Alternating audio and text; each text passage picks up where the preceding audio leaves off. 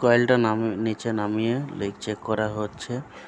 গামলার মধ্যে জল নিয়ে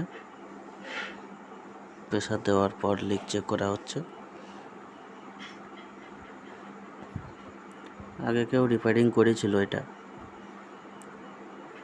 সেকেন্ড টাইম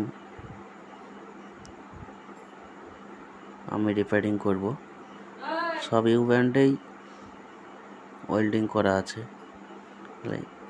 যে একটাই ছেড়ে দিয়েছে সেটাতেই ফের লিক আছে। এটা লিক চেক করে গ্যাস ভরা হবে ওয়েল্ডিং করার পর। দেখুন কতটা বড় লিক।